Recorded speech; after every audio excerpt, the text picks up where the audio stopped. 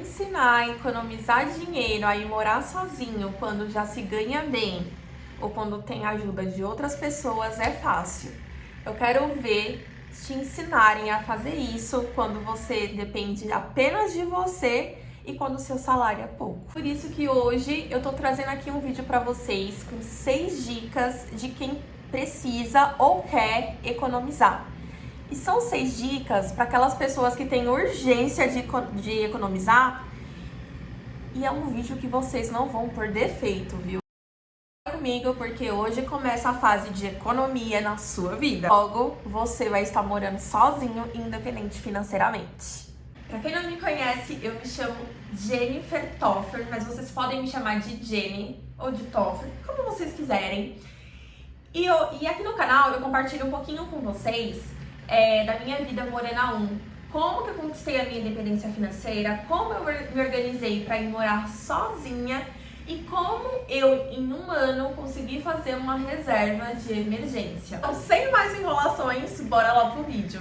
Eu vim aqui para esse vídeo de preto, porque eu estou de luto pela sua saúde financeira, que deve estar nas últimas ali no vermelho. Antes de começar a dar aqui as dicas para vocês, eu quero que vocês comentem aqui embaixo no vídeo comigo qual foi a última vez que vocês chegaram ao final do mês com saldo positivo na conta de vocês, sobrando ali dinheiro que não estava comprometido. Faz um mês, faz 6 meses, faz uma semana, faz 6 dias, faz um ano? E por um acaso faz mais de 4 meses que você não fecha no verde, já pega o papel, já pega a caneta e presta atenção que essa dica é para você. Número 1, coloque todos os seus gastos na ponta do papel. Então, na sua agenda, eu quero que vocês façam o seguinte quadro. Então, na agenda de controle de vocês, eu quero que vocês anotem a data que vocês compraram, o que vocês compraram, aonde foi que vocês compraram, quanto custou e como você vai pagar. Para vocês terem uma noção, seria mais ou menos assim. Então, hoje, 23/1, eu comprei um lanche na lanchonete que custou R$32 e eu paguei com cartão de crédito. E assim que você vai começar fazendo suas anotações diárias durante 30 dias. Se vocês vão fazer o desafio dos 30 dias, comentem aqui embaixo. Eu vou fazer o desafio, Toffer. Todos os dias, tudo que vocês gastarem, cada centavo que vocês gastarem durante 30 dias, vocês vão anotar. Então, antes de vocês saírem correndo, que nem loucos, fazendo as anotações por aí, vocês já eu quero que vocês anotem as datas do que você já sabe que vai cair ali na sua conta. Então, presta atenção. Por exemplo, você sabe que, por exemplo, dia 20 você tem que pagar um financiamento, seja de um imóvel, de um carro, do que quer que seja. Você já coloca lá, dia 20, pagar o financiamento, o valor e como você vai pagar, tudo bem? Se dia 10 você tem que pagar o aluguel, você já vai colocar lá, dia 10, o aluguel, quanto que você tem que pagar, onde você tem que pagar e como você vai pagar, tudo bem? E aí vocês colocam todos os gastos que vocês já sabem que vão ter fixo. Por exemplo, eu pago aluguel, tem um condomínio, tem um mercado que eu gasto aproximadamente isso, tenho que ir tal data, se você já define uma data para ir no mercado. Vocês vão colocar todos os custos que vocês já sabem que vão ter e que vão descontar. Inclusive o cartão de crédito. Mas quando eu falo do cartão de crédito, é o que você já tem que pagar, não novas dívidas que você venha querer fazer. Que você pegou o papel e já fez tudo isso que eu falei, já colocou seus gastos fixos ali. E aí você já descobriu que antes mesmo do mês virar e começar, você já tem uma conta ali fixa de R$2.500 para pagar. Por exemplo, tá? Por exemplo, não tô falando que a sua conta é isso, tá? Exemplo. Se você não ganha nada, você já sabe ali no papel quanto que você tem comprometido. Então, nem que você não respire, que você não coma, você já vai ter essas contas para pagar. Depois que você já pagou, já viu ali tudo que você já tem de dívidas, vamos ver quanto que está sobrando para vocês no final do mês. Mas calma aí.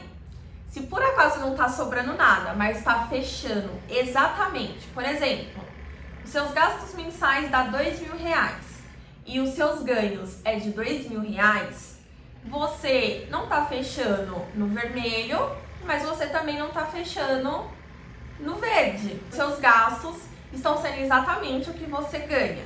Então essa segunda dica é pra você. Se vocês estão gostando do conteúdo desse vídeo, já começa a compartilhar esse vídeo aí com todo mundo que vocês conhecem, com os amigos de vocês, com os parentes de vocês, porque esse vídeo deveria ser uma matéria obrigatória na escola. A gente deveria já sair de lá aprendendo como administrar a nossa vida financeira.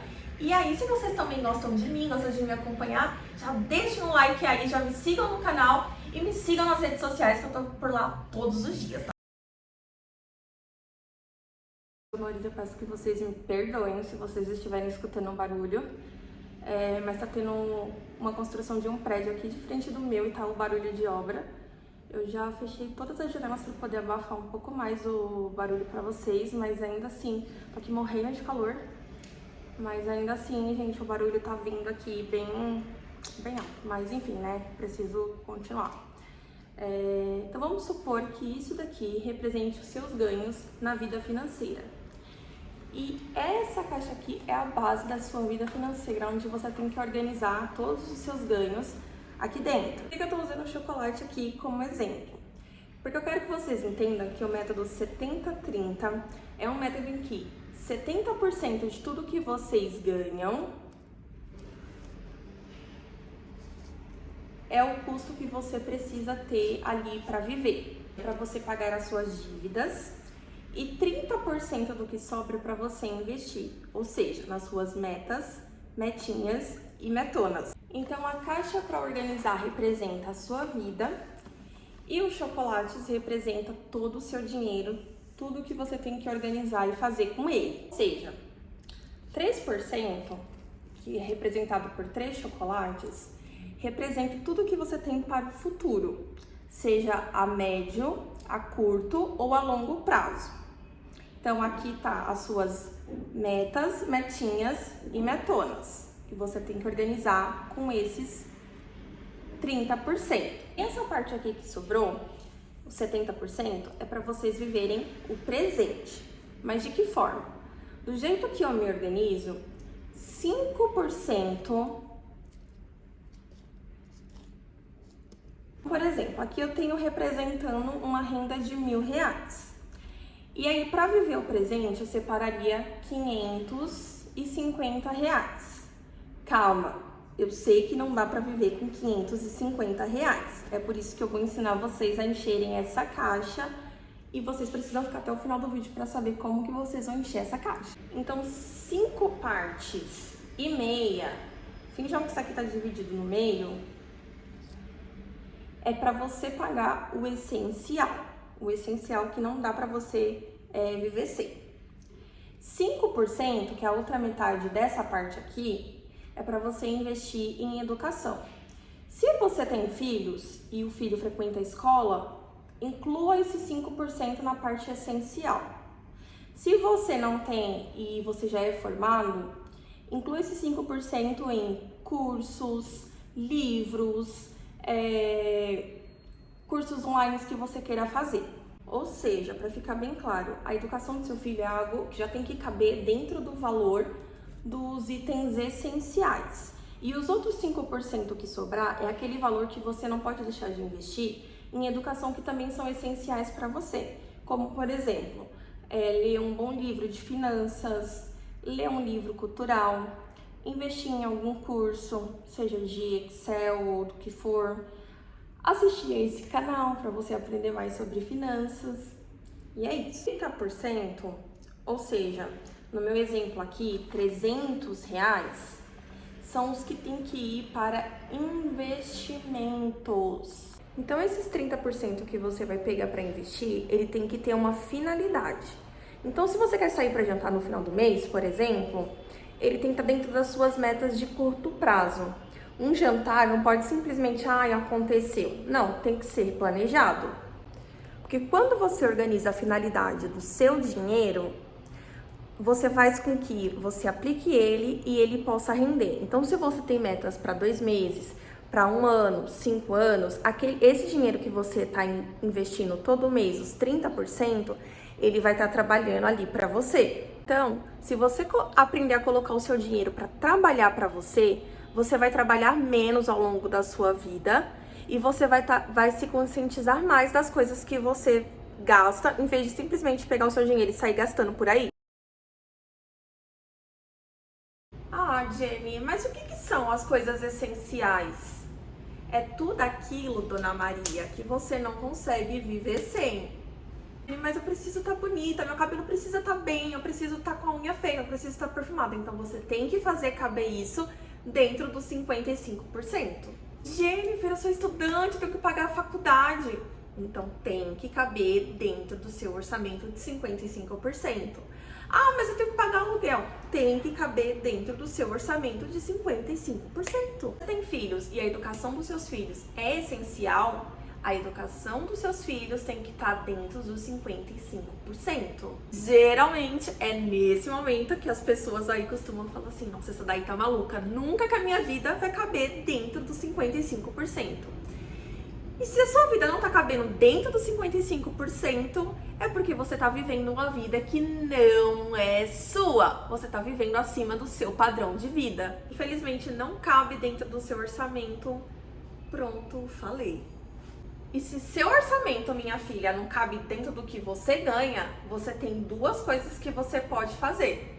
Aumentar o seu orçamento para que tudo aquilo que você tem de essencial caiba dentro dele, ou achar maneiras mais baratas de fazer o que é importante para você, sem extrapolar os 55% do orçamento. O 70-30, que é um método que eu utilizo, é um método para que eu e outras pessoas consigam pagar tudo que é essencial e que sobre ali um dinheiro. É um método que é fácil e simples de seguir do começo ao fim, principalmente no começo, porque o começo vai ser a parte mais difícil. E se por acaso o seu eu não cabe dentro dessa metodologia, calma, respira fundo e vamos para a próxima dica. Inclusive, se você é estagiário, presta muita atenção. Se você é estagiário e seu salário não é lá essas coisas, então você precisa buscar uma renda extra. E nisso você tem que ser bom. Não importa onde você vai buscar essa renda extra. Não importa se você vai vender bombom, bolo no intervalo. Eu, por exemplo, vendia roupas, eu fazia estágio, ia pra faculdade e vendia roupas. Vendia roupas na faculdade, vendia roupas no estágio, vendia roupas pela internet e faturava um bom dinheirinho. Era muito puxado, era muito cansativo, sim, eu confesso, porque eu tinha que ir pro estágio durante o dia, à noite ir pra faculdade, dar conta de estudar, no final de semana ir buscar mercadoria, precificar, colocar tudo em planilha, vender, cobrar e ainda ir bem na faculdade. Mas tudo isso me garantia uma ótima renda extra no final do mês. Além do que me ajudou a pagar minhas contas na época da faculdade e me ajudou, depois de formada, a ir juntando uma reserva de emergência que eu apliquei para comprar algum dos móveis quando eu resolvi vir morar sozinha. Mas depois eu conto para vocês melhor como que eu fiz para juntar esse dinheiro.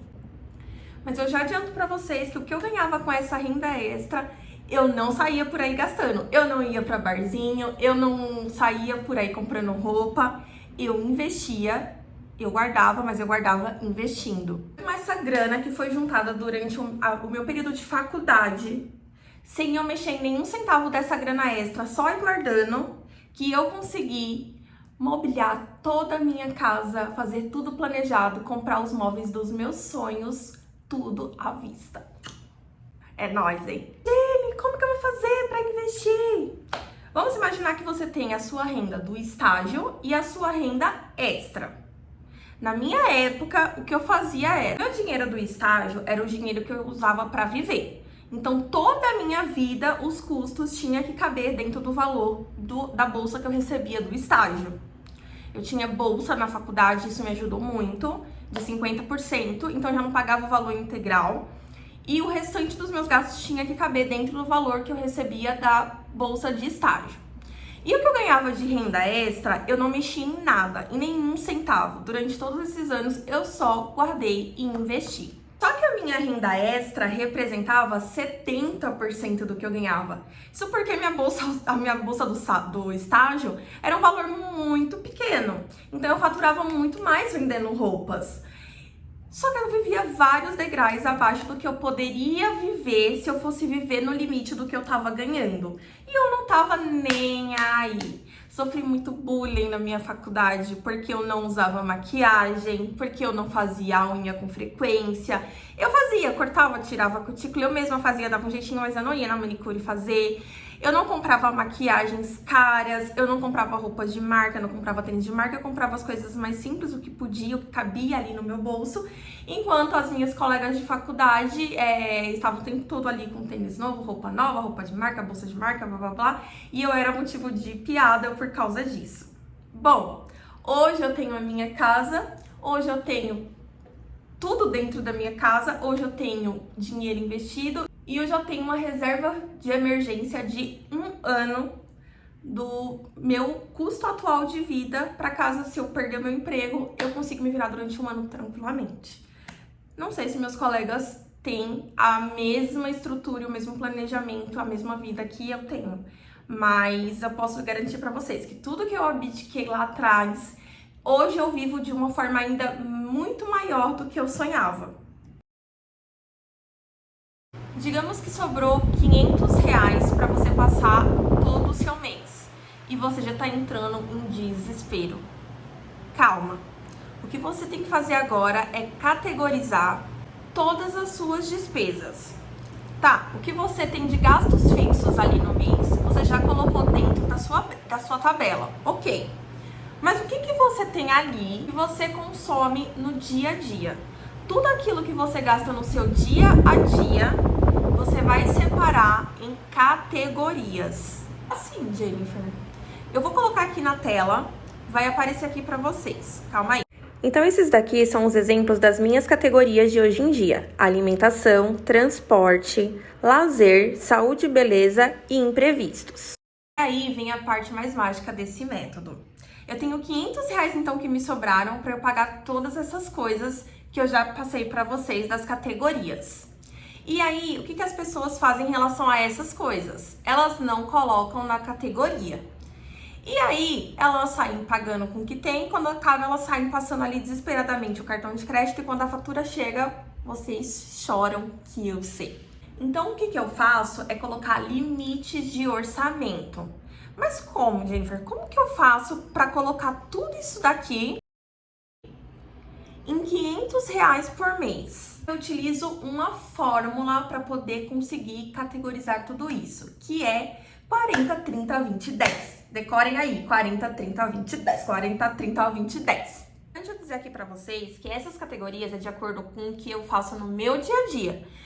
E o que eu faço com o meu dia a dia? Ou seja, depois que eu pago tudo que eu tenho que pagar com os meus gastos, são essas as coisas que eu tenho que me organizar com esse método que eu aprendi, que é o 40, 30, 10. O que isso significa? Significa que de tudo aquilo ali que você categorizou, você tem que colocar o que é mais importante ao que é menos importante. E o 40 é o que é de mais importante. Por isso que na minha categoria eu coloquei em cima logo a alimentação, porque para mim a alimentação é o mais importante. Ou seja, o 40, 30, 20, 10 são percentuais. Então, 40% de R$500 é o que eu gasto com a alimentação. Quem não sabe é R$200. Mas se no seu caso o valor que sobra é, por exemplo, R$300, você vai aplicar essa mesma regra. Então, você descobre quanto que é 40% de R$300 e você vai aplicando essa mesma regra de porcentagem. Quanto que eu vou dizer, Jenny? Quanto que eu vou gastar com cada categoria? É você que tem que dizer, porque você tem que saber o que é que você gasta mais e o que é prioridade ali diariamente para você. Esse método, apesar dele já ter os números já pronto, as porcentagens prontas, que é o 40, 30, 20, 10, você que vai colocar ali para qual porcentagem ela vai se referir.